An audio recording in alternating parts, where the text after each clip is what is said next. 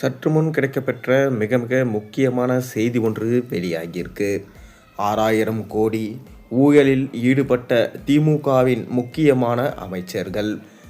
சமூக வலைதளங்களில் வந்த செய்தியால் பரபரப்பு. முன்னாள் முதலமைச்சர் ஜெயலலிதா அவர்களின் மறைவிற்கு பிறகு அதிமுகவில் ஒரு பெரிய வெற்றிடம் உருவானது.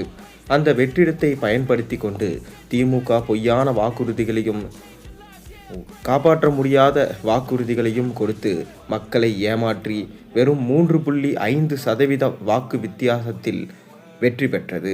10 ஆண்டுகளுக்கு பிறகு திமுக ஆட்சியை கைப்பற்றியது. மேலும் 2021ஆம் ஆண்டு திமுகவின் அமைச்சர்கள் தங்களது சொத்தின் விவரங்களை பற்றி கூறியிருந்தார்கள். ஆனால் தற்போது அவர்களின் சொத்து விவரத்தை பார்க்கும்போது அது பல மடங்காக பெருகியுள்ளதை பார்க்க முடிகிறது. கொண்டுவரும் நலத்திட்டங்களும் கொண்டுவரும் திட்டங்களும் அனைத்தும் மக்களுக்கு பயன்பெறுகிறதோ இல்லையோ, அனைத்தும் திமுகவில் உள்ள கோபாலபுர இல்லத்தில் உள்ள அமைச்சர்களும் அவர்களது குடும்பத்திற்கும் தான் பயன்படுகிறது. அதனால் தான் தற்போது அவர்களது சொத்து மதிப்பு 1000 கோடி அளவுக்கு உயர்ந்திருக்கிறதாக சொல்லப்படுகிறது. தொடர்ந்து அவர்கள் கொடுக்கும் வாக்குறுதிகளையும் அவர்களால் காப்பாற்ற முடியவில்லை. ஒருவேளை மீண்டும் திமுக 2வது முறை ஆட்சி அமைத்தால் கண்டிப்பாக அவர்களின் சொத்து மதிப்பு எந்த அளவுக்கு உயரும், நாட்டின் வருமானம், நாட்டின் சீர்குலைவு என்பது தொடர்ந்து இருந்து கொண்டே இருக்கும்.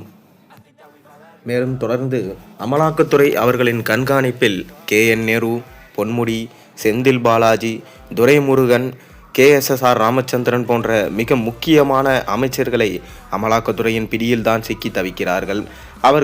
அவர்களது சொத்து மதிப்பும் அவர்களது தற்போதைய நடவடிக்கைகளையும் அனைத்தையும் கண்காணித்து கொண்டுதான் வருகிறார்கள்.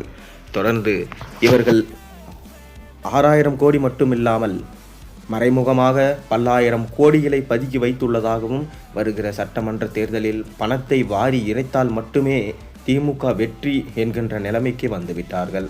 அதனால் உதயநிதி ஸ்டாலின் தலைமையில்தான் கருப்பு பணங்கள் அனைத்தையும் பதுக்கி வைக்கப்பட்டிருப்பதாகவும் தகவல்கள் வெளியாகியுள்ளது. மேலும் இந்த கருப்பு பணத்தை வைத்துதான் திமுக இம்முறை ஆட்சியை பிடிக்க வேண்டும். 2வது முறை கண்டிப்பாக ஆட்சியை பிடித்தால்தான் திமுக என்னும் கட்சி உடையாமல் அதிமுக மாதிரி சிதறாமல் இருக்கும் எனவும், தொடர்ந்து உதயநிதியை முதல்வர் ஆக்க முடியும்.